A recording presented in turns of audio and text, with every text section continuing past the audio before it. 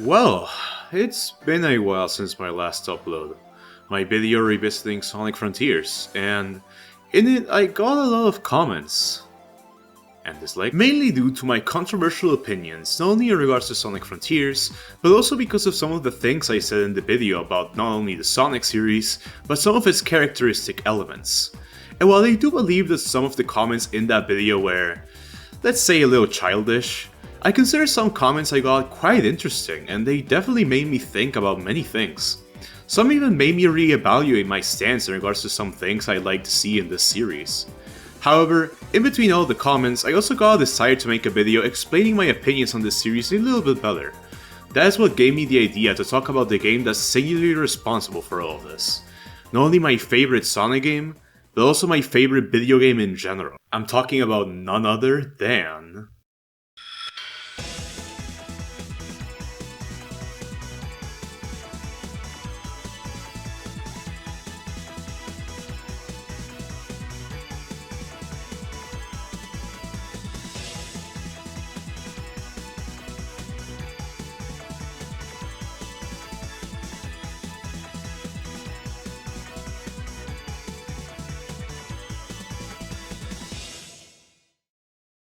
Sonic CD is a game for which I don't really have conflicting feelings at all, unlike Sonic 3.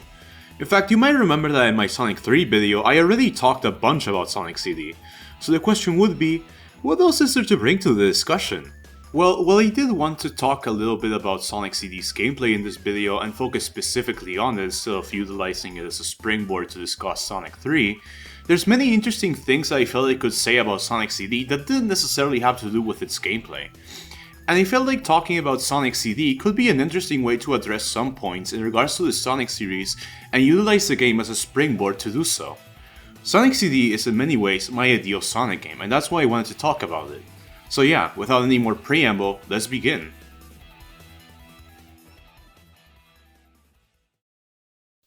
What makes Sonic games unique? This is a question a lot of people have tried to answer. Many would tell you the replayable arcadey gameplay. Others would tell you it's music. It's an inherently subjective question. What I would tell you is that the classic Sonic games had a pretty clear answer to this question. Everything. A lot of people might not realize this, but there is something I feel that must be said in the Sonic community, both in the English-speaking one and the Spanish-speaking one, and it's this simple fact. I received comments in my translation of Telekinestic Man's The Stagnation of 3 Sonic gameplay into Spanish over the months, telling me how some people didn't like how Calum, in a video that talks about the Stagnation of 3 Sonic gameplay specifically, also talks about the art style and music transition into 3D. A lot of people have wanted for many years a faithful transition into 3D of the classics, but I think something a lot of people don't understand about this is that a faithful gameplay translation of the classics into 3D would necessarily also require an art style translation, a musical translation. Imagine Palm Tree Panic.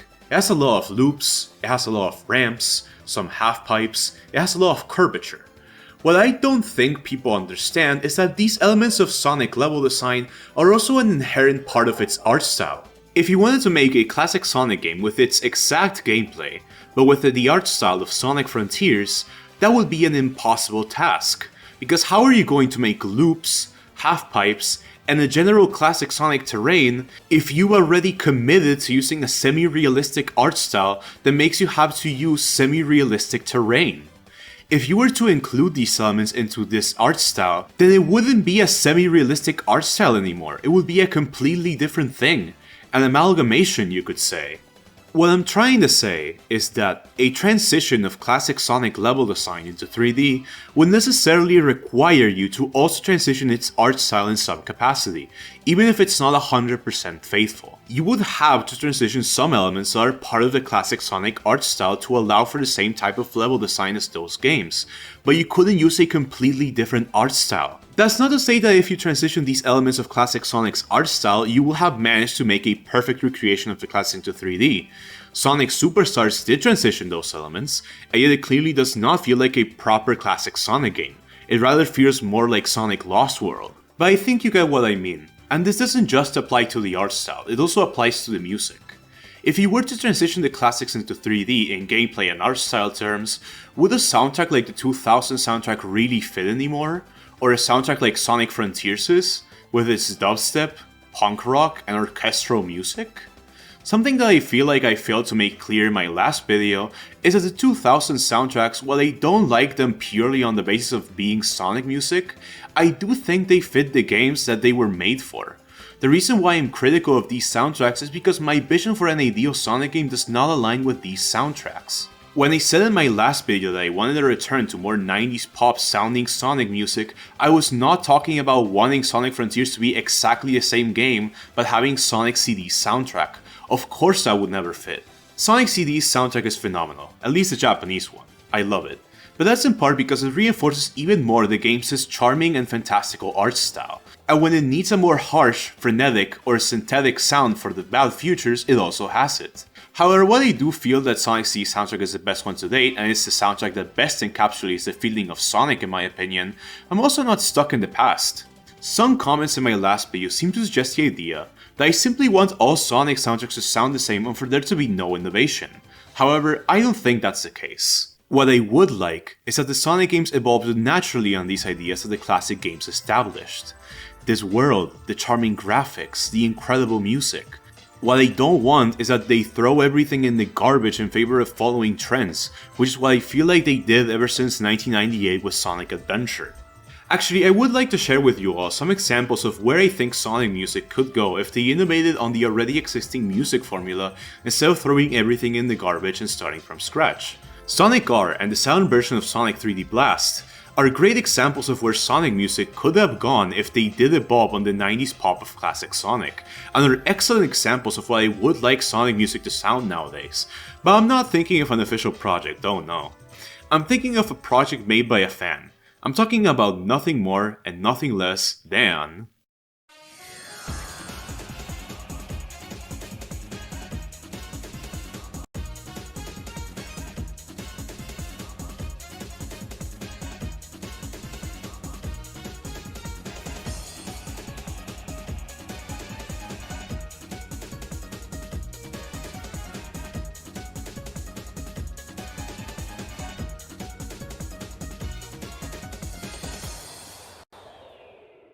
Sonic CD's South American OST is a perfect example of what I want the series to do to evolve what is classic Sonic's music formula. So allow me this little detour as we go through this little fan project, shall we? This soundtrack is excellent. It's a project composed by the great Torrent64, which by the way, thanks for letting me use your music in the video, Torrent. This project is based around the premise of making a soundtrack like Sonic CD with influence from house and Latin house, that are musical genres that already take a bunch of influence from pop. On top of that, the soundtrack does not hide its distinct South American sound, with the boss theme for example, which is the most Brazilian boss theme I've ever heard in my life.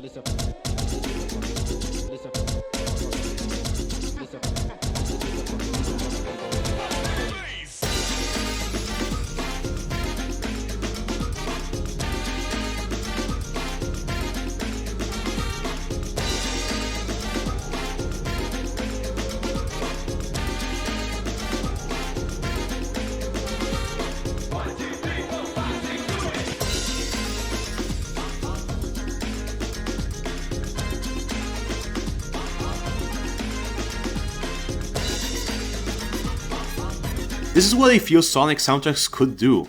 Take a 90s pop base and take inspiration from other cultures and genres related to pop to make it sound unique and for it to still fit Sonic while it being new.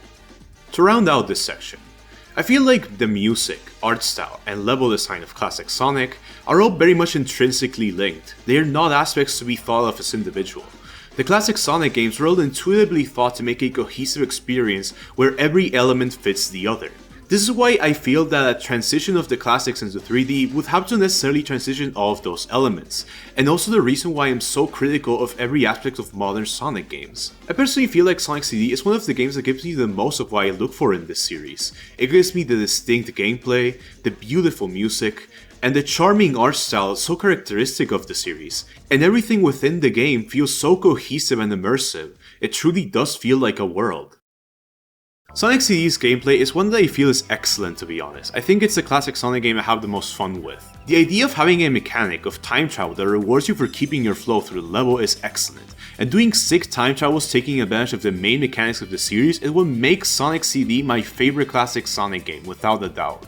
I already talked about the character control of the classic Sonic games in my Sonic 3 video, so I won't reiterate myself here. But I will quickly say that taking advantage of the Batnik bounce, the movement, and the knowledge of the level design is very fun. I will say though, something I disagree with a lot of people that analyze Sonic CD is the idea that it's about exploration. In the first instance, yes, absolutely. There are levels that you don't know yet and that you're exploring and learning about them. But what happens on your second playthrough of Sonic CD? Or your third? Or your fifth? Or your 300th? The game stops being about exploration and becomes about something else, and that's where I would like to throw in a little word: experimentation. The game becomes about experimenting with the physics and the level design.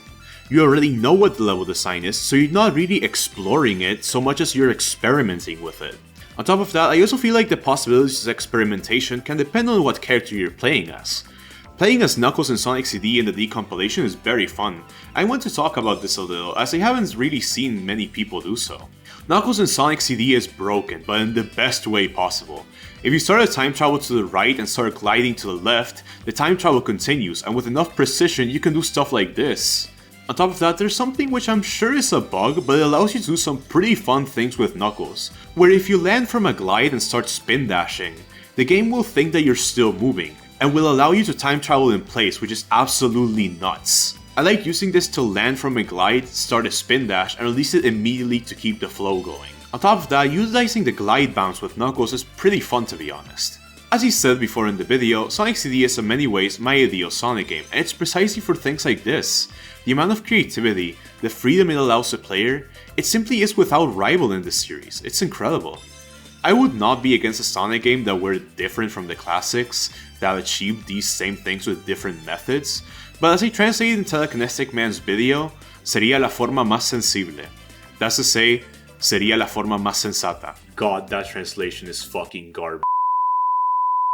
I think we're almost done with the video. However, there is a last thing I want to talk about in regards to Sonic CD before finishing the video. It's not something that has to do with what we've been talking about, but regardless, I still wanted to add my 2 cents into this discussion. In previous videos, you've seen me play Sonic CD with Sonic CD Miracle Edition. However, after playing this version of the game a bunch more, I can't really recommend it anymore. You see, Miracle Edition is a mod for the game, which makes a ton of additions, some of which are exclusive to this mod. However, if you compare Miracle Edition to other Sonic CD improvement mods, something which will be apparent to you is that Miracle Edition barely has things that make it stand out above the others. I personally play nowadays with Classic CD Tweaks, which is a mod that has almost all the options from Miracle Edition minus most of the graphical and music options, but it compensates these lacking options with more meaningful additions like graphical restorations from the 1993 release of Sonic CD. On top of that, Classic CD Tweaks is compatible with mods that add said musical options to the game, so you're really not missing out on much. On top of that, there's something that not many people mention in regards to Miracle Edition, but this mod has a lot of bugs. Some of them have been present for many versions, and there doesn't seem to be a fix for them coming anytime soon, despite how serious they are. I don't want this section to sound like I'm attacking the Miracle devs because I don't really intend to. I'm sure that they really care about their project and that these issues haven't been solved for completely valid reasons. I just think it's questionable that the community has decided to hail this version as definitive despite such prominent issues as these. The Insta-Shield does not work on monitors, it only works on Batniks. When trying to use it on monitors, it will go straight through it. Restarting in Metallic Madness Act 2 in the Tiny Sonic segment will restart you as Tiny Sonic, which can lead to a bunch of strange interactions, some of which can soft lock you until you restart the level. The sneezing mechanic that was presumed was going to be added to the 1993 release was added forcefully onto Miracle Edition. That's to say, it's non-optional, which is already a bad thing, but what makes it even worse is that there is a non-zero chance of you getting soft locked and having to restart the game or open the dev menu because of it, due to how when you sneeze in the game, it disables your controls, including the ability to pause the game, and because you're in a state of perpetual sneezing, yeah. This is not something that you have to go out of your way to do intentionally. It happened to me by accident in a previous version of the mod. Regardless, the forced inclusion of a mechanic that can softlock the player is questionable to say the least. These are just problems that I found, who knows what other problems there may be. Sonic CD is, in many ways, my ideal Sonic game. It may be because of its way to tell its story through its environment, or its music and visuals, or its incredible gameplay, and that's why I love it. I don't have much else to say really. I would like to clarify that, for those in my audience, I hear you. I don't want the series to stagnate and for it to always stay the same. I want evolution like you do, but I want evolution within a framework. There's so many ideas that you can still do within this series that still haven't been done in terms of the classics. Sonic Adventure 2's ranking system for Sonic is all about making enemy chains, but what about if instead of homing attacking enemies you had the Badnik bounce on them? That would require the player to use some skill and it would expand on one of the best elements of the classics. Things like that. There's so many ideas to expand on the classics and evolve them within reason. But that's the thing, it has to be within reason, and be done with a level of care that I don't think Sonic Team understands, unfortunately. Thanks for watching.